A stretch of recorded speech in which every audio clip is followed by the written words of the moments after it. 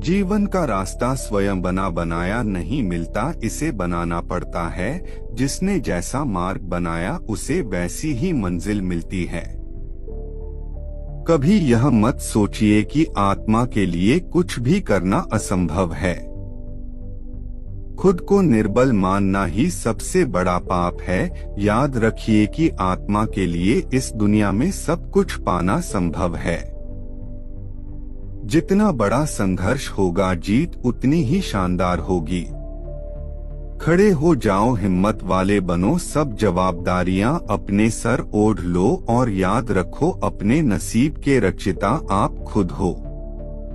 उठो मेरे शेरों, इस भ्रम को मिटा दो कि तुम निर्बल हो। तुम एक अमर आत्मा हो, स्वच्छंद जीव हो, धन्य हो, सनातन हो। तुम तत्व नहीं हो, ना ही शरीर हो। तत्व तुम्हारा सेवक है, तुम तत्व के सेवक नहीं हो। किसी की निंदा ना करें। अगर आप मदद के लिए हाथ बढ़ा सकते हैं तो जरूर बढ़ाएं, अगर नहीं बढ़ा सकते तो अपने हाथ जोड़िए, अपने भाइयों को आशीर्वाद दीजिए और उन्हें उनके मार्ग पे जाने दीजिए। धन्य हैं वो लोग जिनके शरीर दूसरों की सेवा करने में नष्ट हो जाते हैं। जिस तरह से विभिन्न स्रोतों से उत्पन्न धाराएं अपना जल समुद्र में मिला देती हैं, उसी प्रकार मनुष्य द्वारा चुना हर मार्ग, चाहे अच्छा हो या बुरा, भगवान तक जाता है।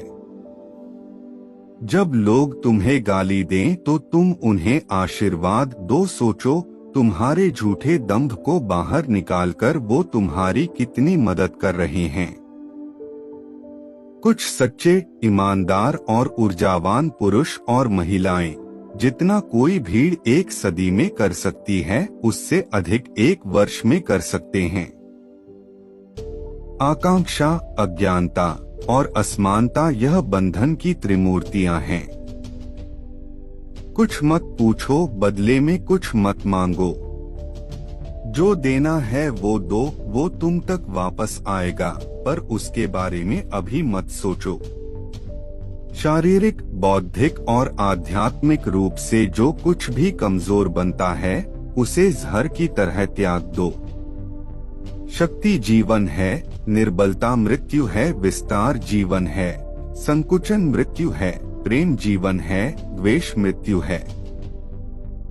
जो अग्नि हमें गर्मी देती है, हमें नष्ट भी कर सकती है। यह अग्नि का दोष नहीं है।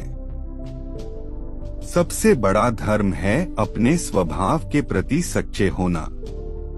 स्वयं पर विश्वास करो। प्रेम विस्तार है, स्वार्थ संकुचन है, इसलिए प्रेम जीवन का सिद्धांत है। वह जो प्रेम करता है जीता है, वह जो स्वार्थी है मर रहा है। इसलिए प्रेम के लिए प्रेम करो, क्योंकि जीने का यही एकमात्र सिद्धांत है, वैसे ही जैसे कि तुम जीने के लिए सांस लेते हो।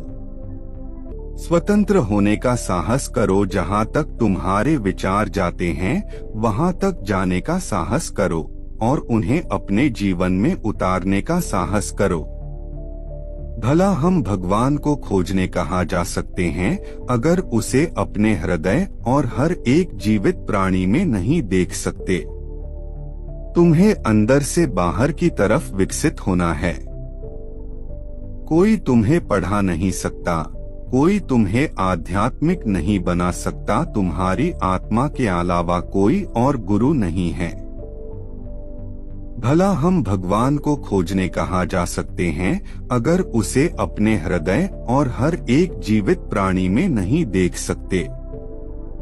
जिस क्षण मैंने यह जान लिया कि भगवान हर एक मानव शरीर रूपी मंदिर में विराजमान हैं, जिस क्षण मैं हर व्यक्ति के सामने श्रद्धा से खड़ा हो गया और उसके भीतर भगवान को देखने लगा, उसी क्षण मैं बंधनों से मुक्त हूँ। हर वो चीज जो बांधती है नष्ट हो गई और मैं स्वतंत्र हूँ। वेदांत कोई पाप नहीं जानता, वो केवल त्रुटि जानता है। और वेदांत कहता है कि सबसे बड़ी त्रुटि यह कहना है कि तुम कमजोर हो, तुम पापी हो, एक तुच्छ प्राणी हो और तुम्हारे पास कोई शक्ति नहीं है और तुम ये वो नहीं कर सकते। यदि स्वयं में विश्वास करना और अधिक विस्तार से पढ़ाया और अभ्यास कराया गया होता तो मुझे यकीन है कि बुराइयों और दुख का एक बहुत बड़ा हिस्सा गायब हो गया होता। बाहरी स्वभाव केवल अंदरूनी स्वभाव का बड़ा रूप है। हम जितना ज्यादा बाहर जाएं और दूसरों का भला करें, हमारा हृदय उतना ही शुद्ध होगा और परमात्मा उसमें बसेंगे। इस दुनिया में सभी भेदभाव किसी स्तर के हैं, ना कि प्रकार के, क्योंकि एकता ही सभी चीजों का रहस्य है। विश्व एक व्यायामशाला है जहां हम खुद को मजबूत बनाने के लिए आते हैं। सत्य को 1000 तरीकों से बताया जा सकता है, फिर भी हर एक सत्य ही होगा।